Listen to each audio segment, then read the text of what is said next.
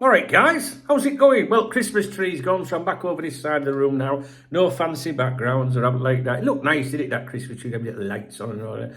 Yeah, we're back over here now. So, yeah, how's it going? You all right? So I've been out. I've been to the cafe this morning. I've reviewed today's Spanish print media for you, the football dailies, if you like, AS, Marca and Sport. And if you haven't got much time, if you can't stomach going through one of my long videos, I can tell you very quickly that there is nothing in them regarding Trent Alexander-Arnold today. There is a little bit of a reference to the right-back situation at Real Madrid, though, which you might find of interest. But there's nothing to do with Trent, nothing to do with Dubamendi. Mamardashvili is injured at Valencia at the moment, so there's nothing about him either, all right?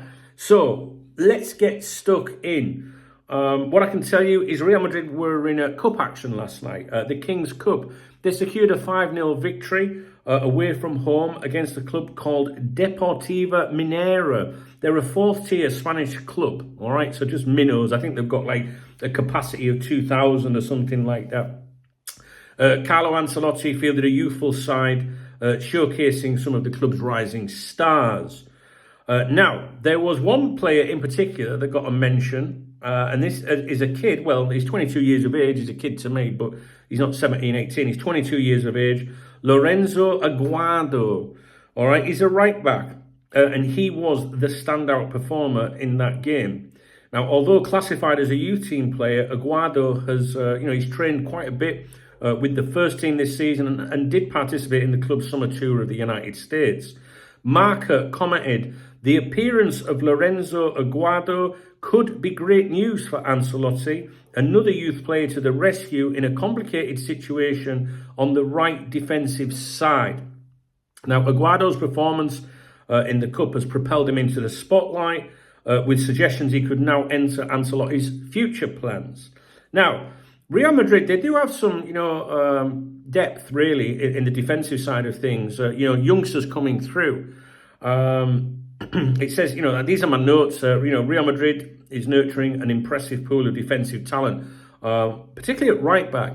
So Lorenzo Aguado, who I've just mentioned, I've never heard of him before. I'm going to be honest with you. He may see more opportunities moving forward. But there's also a kid that I've mentioned to you many times before on here called Jesus Fortea. He's a 17-year-old tipped to become a future star. He's a right back. And I think if he was a little bit older, it makes you wonder whether Real Madrid would, want to invest too much on that right side of defence. And it kind of explains, I think, with them having these youngsters that can, step up maybe, it would explain why Real Madrid don't want to spend a lot of money on that position, right? So Trent Alexander-Arnold, free transfer, or a small fee in January. There's no such thing as a transfer fee. No such thing as a free transfer, sorry. Of course, signing on fees and things like that, and maybe higher salaries. Excuse me, but Real Madrid certainly not wanting to spend a lot of money on that side. But I've told you about Jesus Fortea before. At 17, maybe he's just a little bit too young. I think if he was older, I think you're going to see a lot more about him. Lorenzo Aguado, I'll continue to listen out for him. But there's a couple of right backs there, that are coming through the ranks. There is 4, I think, centre backs that are coming through, and of course there's Asensio as well, who's done exceptionally well since being, given an opportunity in the first team. Despite these rising stars, Dani Carvajal will remain the first choice right back when fit. Right? There's no doubt about it. He's even commented about that. When I'm fit, you know what I mean? It's my fucking position in the team. So if Trent goes there, he ain't going to be first choice at right back, is he? So that is for sure. I'd be very, very surprised. I am going to make a video about Trent today, to be honest with you, because it makes me wonder if he might bottle it. If he's going to bottle it, then it would have to be now, I think. I don't think it'd be later in the month or anything like that. But I'll explain in another video. If you're sick of hearing about Trent, you don't need to tell me. Just don't watch the videos with Trent Alexander-Arnold's name in the title. Lucas Vazquez, of course, is another option. But, I've followed the media here for a while now, and I don't think the media has a great deal of faith and belief in Lucas Vazquez. So obviously you've got Carvajal, Vazquez, these youngsters. I think from Real Madrid's point of view, you'd be looking and thinking, well, we need some cover to Carvajal's back, right? Trent, perfect, free transfer. Real Madrid is said to be split on him, the decision makers, if you like, Ancelotti, chief executive, sporting director, Perez. They seem to be split. Like they don't think he's a very good defender, but they think he's great offensively. But I would be thinking, like, if he's a free or get him for a reasonable price in January, he'll give us the cover until Carvajal's back. You know what I mean? So you can see what Real Madrid are thinking. So speculation continues about Trent Alexander-Arnold potentially joining Real Madrid, but it's clear Carvajal would retain priority in that side initially. The Youth Academy's impact at Real Madrid. So the focus on promoting youth players is bearing fruit after the successful integration of Asensio into the first team. Aguado's emergence signals a positive trend in their developmental strategy. These are my notes, by the way. I'm not reading from the newspaper. Marca highlighted the potential Aguado brings, stating he is now, quote, on the radar with force demanding more demanding battles. In other words, like, give me another chance, I'll do it for you, kind of thing. Okay, so that's that in Marca. They touch on Barcelona, potential player sales. Barcelona might be preparing to move some players out, according to reports. Now, that is basically the claim in the media today, and I just wanted to mention this. This is my own words. Players previously linked with Liverpool that could potentially become available include Ronald Araujo. I don't know how to pronounce that. Araujo. Araujo. If it's not Jack Daniels or John Smith, I ain't got a fucking clue. He's 25 years of age. He can play as a centre-back or a right-back, potentially available. Frankie de Jong, or de Jong, whatever, he's been mentioned with us before. He's 27. Central midfielder, of course, world-class quality and versatility. I've got a feeling he turns 28 in May. I can't remember. I'm not too sure about that one, to be honest with you. The one that I would kind of keep a little eye on to see if they become available is Ansu Fati. Don't fucking start being cheeky, I know what you're thinking. He's only 22, right? Primarily a left-sided winger, but also capable of playing as an attacking midfielder, like through the centre or even further forward as a centre forward. And,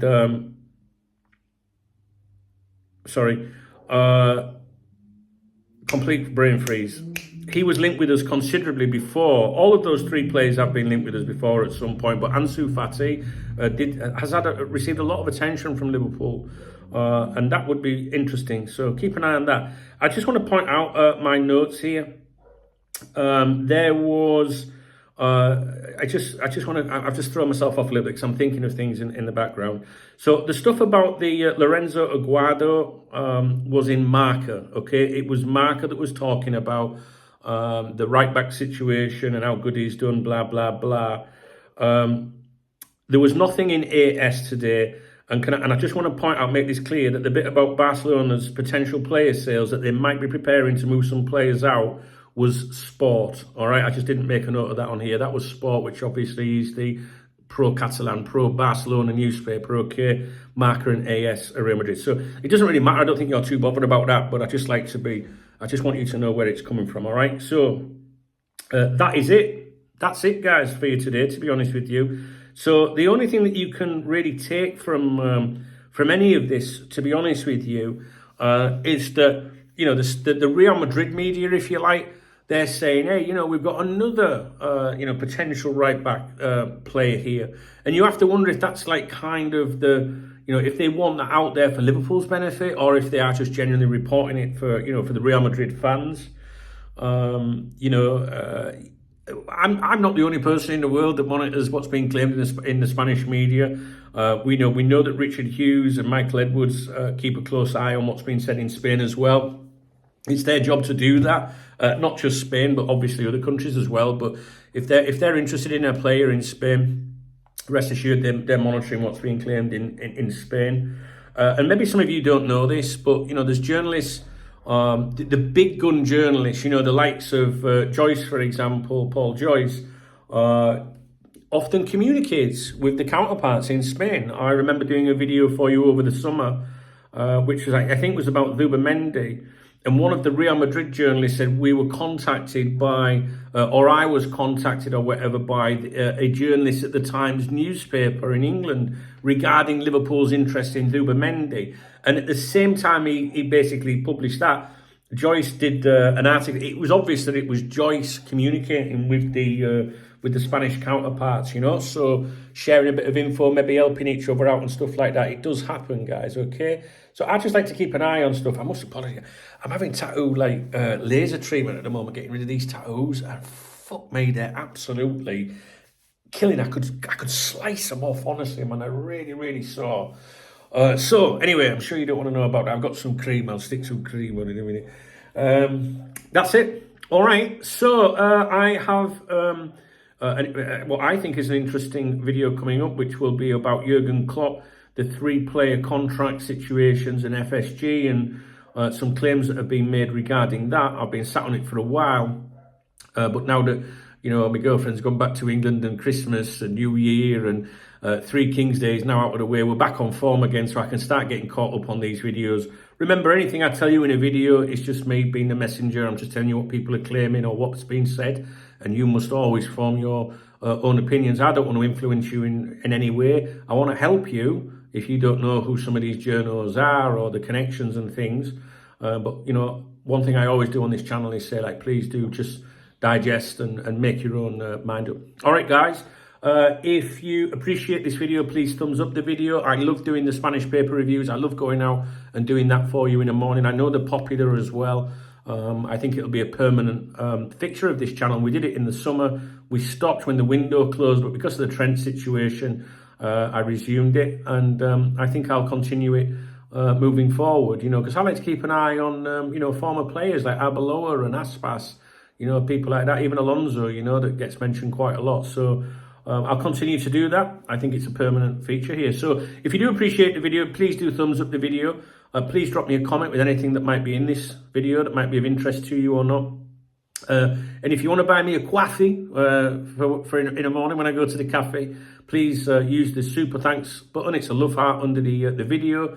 But also there are 3 links in the video description, alternatives to that, which means that YouTube don't get any of it. All right. Remy, my rescue dog's going to move the tripod, I think. He's under the tripod.